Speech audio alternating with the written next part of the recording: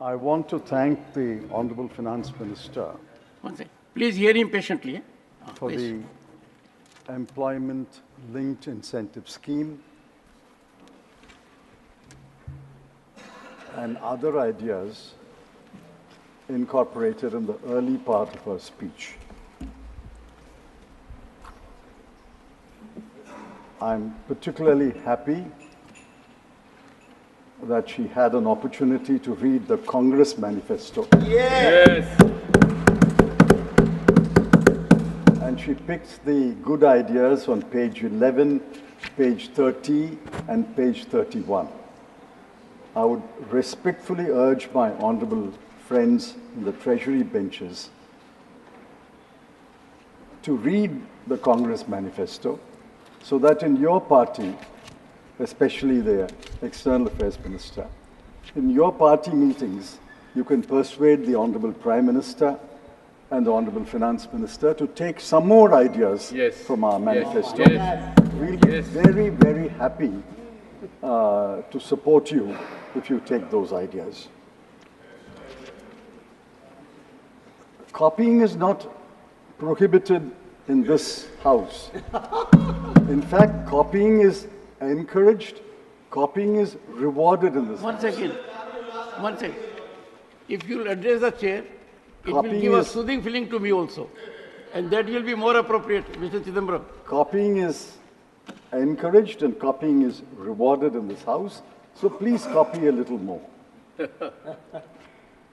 Sir, I have 4 major themes, and I think I should be able to complete my submissions on each theme in about 4 or 5 minutes. The first is jobs. Unemployment is the biggest challenge. The Center for Monitoring Indian Economy has estimated all India unemployment rate in June 2024 as 9.2%. It may have come down. Now, earlier there was a production-linked incentive. When you introduce the employment-linked incentive, it must be for some reason. And I suspect the reason was that the production-linked incentive scheme did not create the kind of jobs that you wanted to create. So will the Honorable Finance Minister tell this House what is the outcome of the PLI? Once we know the outcome of the PLI, we can look ahead to what can be expected of the ELI. In fact, from paragraphs 20, 21, and 22, read with paragraph 51 of her speech, neither I nor any of my learned colleagues are able to get a whole picture of the ELI. It seems to us that paragraph 20 talks about the same target industries like paragraph 21, and paragraph 21 talks about the same target industries as paragraph 22. But in paragraph 51, we were suddenly let down when you said only 500 industries are selected. The numbers don't gel, the numbers don't match. Anyway, you have a ELI. It's an interesting idea, but it does not inspire confidence. And let me go on record to say it does not inspire confidence that you will be able to place 290 lakh people under the ELI that you have described. It should not turn out to be another election jumla like your 2 crore jobs again.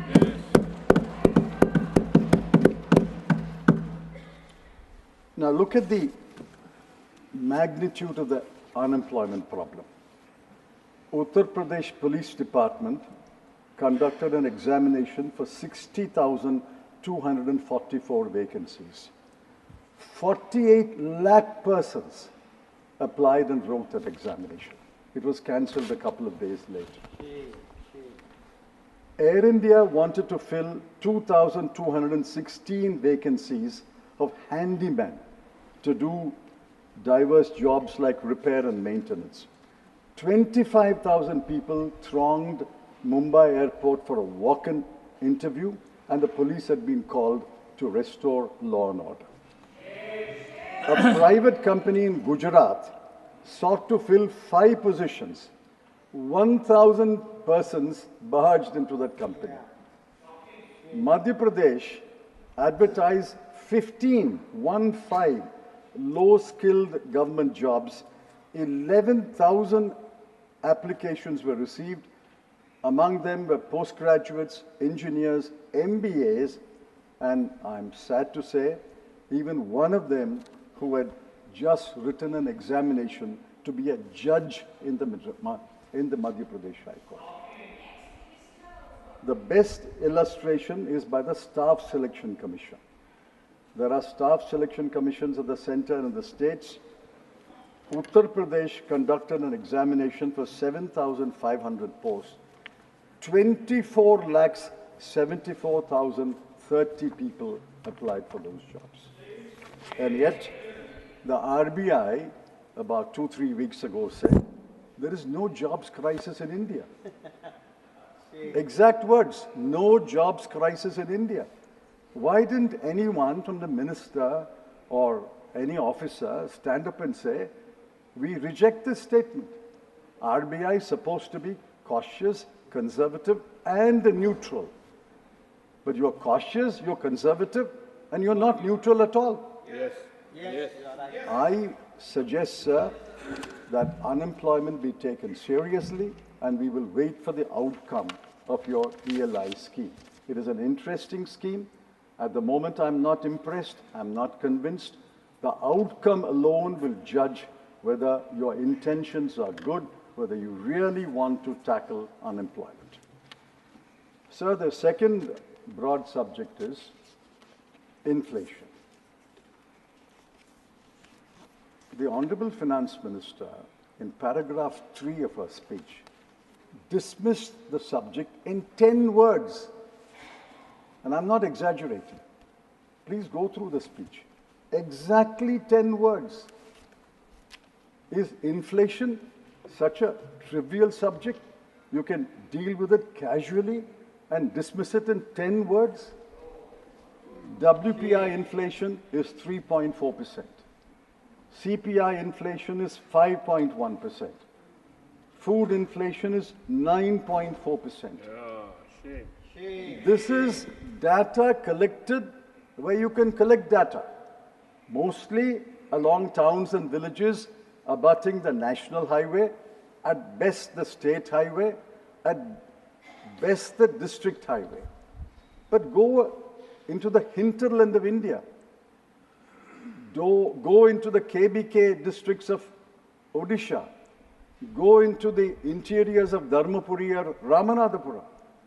The inflation is much higher than your 3.4% or 5.1% or 9.4%. And the chief economic advisor,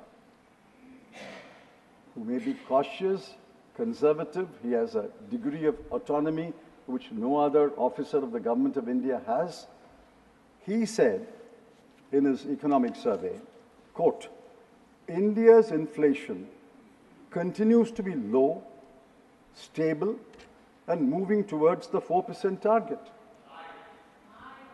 It's been moving for the last 4 years. When will it arrive at the 4% target? Is inflation low? Is it stable? No. Is it moving towards the 4% target? No. If it is moving towards the 4% target, why has the RBI not revised downward the bank rate fixed in June 2023? Yes. Yes. This is the 13th month of a 6.5% bank rate. Bank rate is the good measure of where inflation is moving.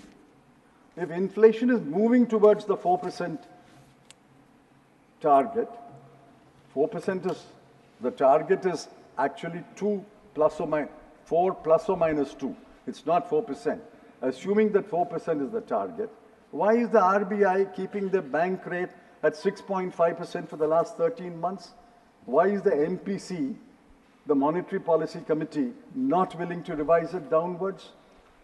And I think what the Chief Economic Advisor said in his economic survey is injury, and the Honorable Finance Minister dismissing the subject in 10 words is adding insult to injury. Inflation is a humiliating situation because every family is hit by inflation.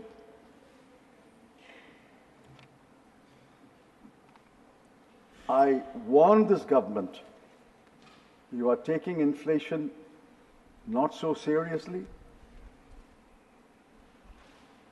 The last set of by-elections punished you. You will not agree. But I think the last set of by-elections were out of 13 seats, 10 seats were won by the India bloc. Yeah. These are punishment, a warning administered to you. And if you don't take inflation seriously, you will be punished more. If you want to suffer the punishment, you're welcome to suffer the punishment.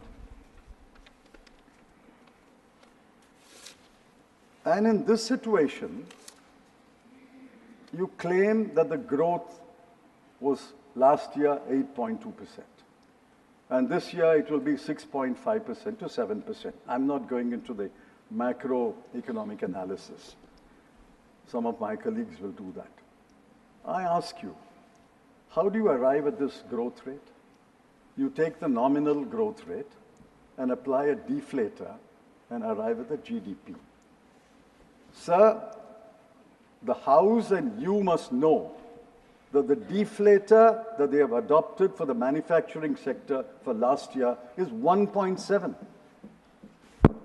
When wholesale inflation is 3.4, when CPI inflation is 5.1, food inflation is 9.4, how do you adopt a deflator of 1.7?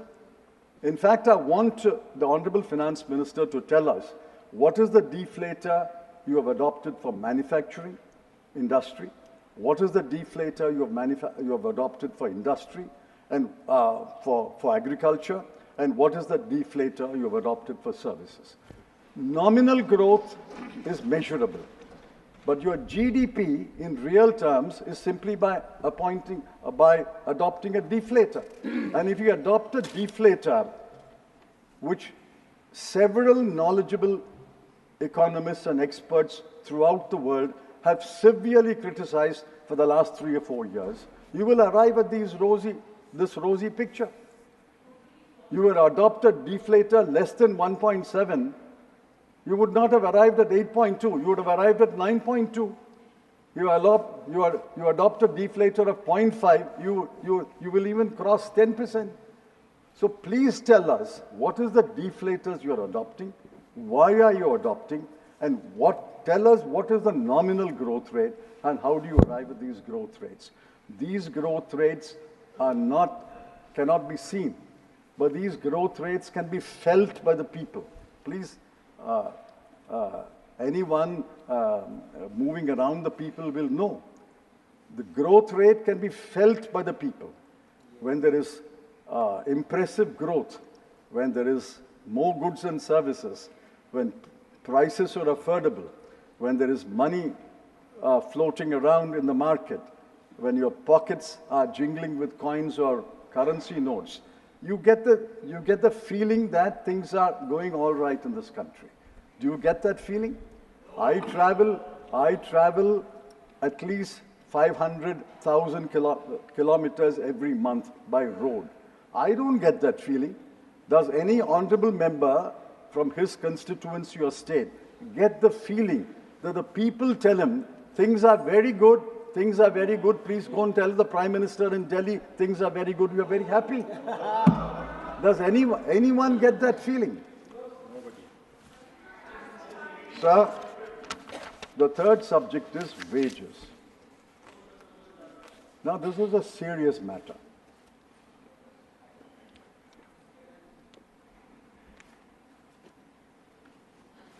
The Honorable Finance Minister said, I have given relief. Who has she given relief to? I don't grudge the relief.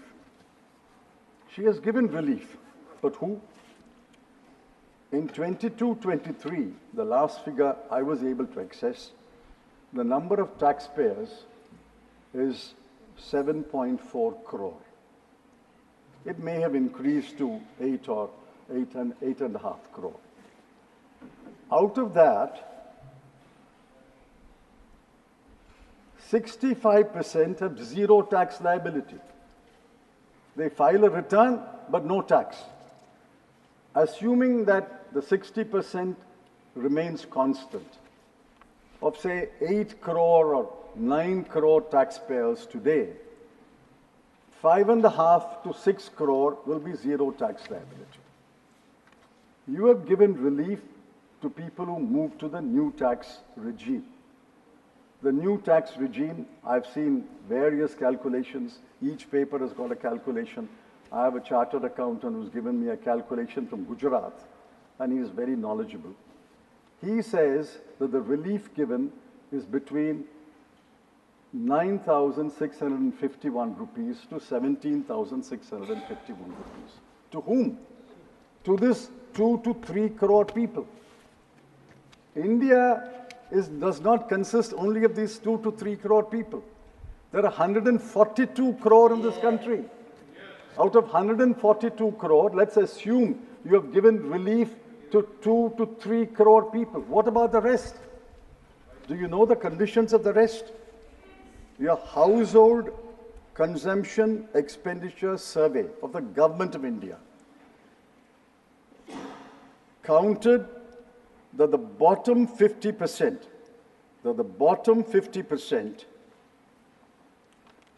have 3% of the national wealth, 13% of the national income, and the monthly consumption in rural areas of the family is 3,094 rupees. Multiplied by 12, you will arrive at about 37,000 rupees a year. In urban areas, it's 4,963 rupees. Multiplied by 12, you get 60,000 rupees.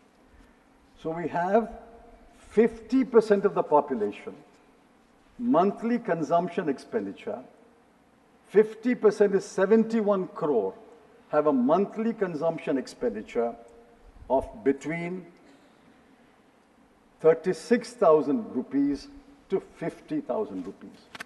Are they rich or poor? This is the bottom 50, below the median. You go down to the bottom 20, go down to the bottom 10, they are even poorer. What is the relief for them? And the Niti Aayog chief executive officer says, India has virtually abolished poverty. Poverty cannot be more than 5%.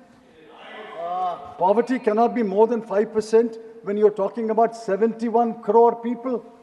71 crore people, thankfully, is not 5%. Then India's population will be 1,400 crore. India's population is 142 crore. One half is 71. They are below the 171 crore. They are below the median, and this is the median income. Sir, I asked the Honorable Finance Minister, what is the relief given to them? Do you know that most of them are daily labor? 30 crore daily labor in this country. The others are irregular jobs. The regular jobs are only for about 17 to 25% of this country. All the rest are in irregular jobs or in daily labor. What is the relief given to them?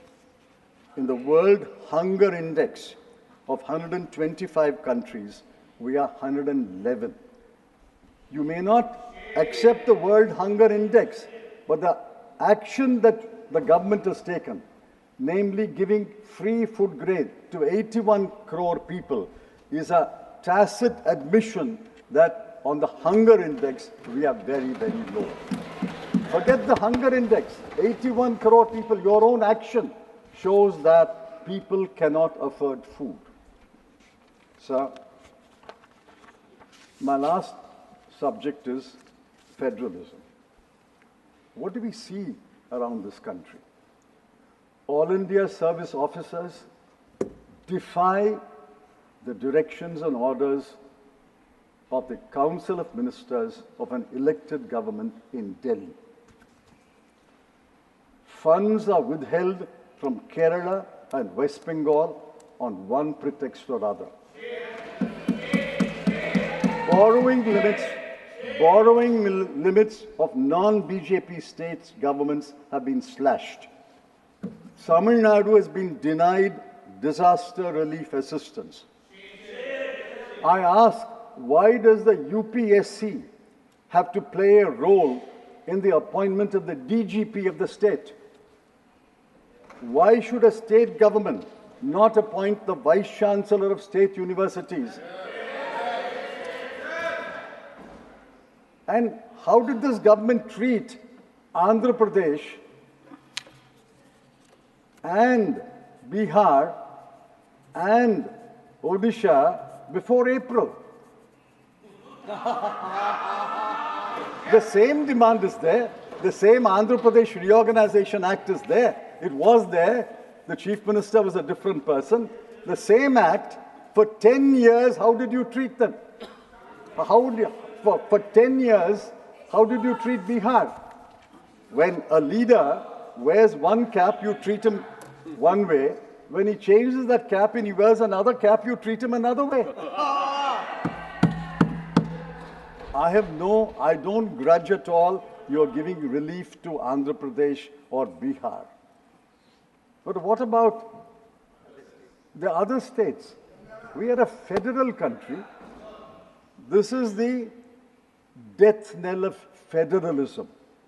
If you pick and choose among states, you are the Union of India. You are the union government. You are the government of all the states. You cannot pick and choose one state and deny relief to another state. Sir, finally, I thought the Honorable Finance Minister loved Tamil. I missed her quotes from either Thiruvalluvar or any other classic literature. Maybe she didn't have time to quote from a classic poet in Telugu or in Bhojpuri. Maybe she will in course of time. I want her to remember that she was born in Madurai. She had a schooling in Viluppuram and she had a college in Tiruchirappalli. And it is very painful, as the Chief Minister of Tamil Nadu pointed out, that not in one place in her 60-page speech did she mention the word Tamil Nadu or Tamil. I'm not saying mention only Tamil Nadu. Mention all states. Or mention all the states grouped together. How many times have you mentioned Bihar? How many times have you mentioned Andhra Pradesh? I have no grudge. But please remember that there are other states in India, other states of people, other states elect other governments, they vote against you. Please remember that. Finally, sir, I have 1 minute. I have 5 demands. 5 demands which I would urge the Honorable Finance Minister to copy from our manifesto. I demand this and I want answers. Respectfully, I ask the Honorable Minister to give us answers. If you don't answer this today or in the course of this session or subsequently, it is not as though these demands will die down. They will echo everywhere in India where the India bloc has a right to speak and write.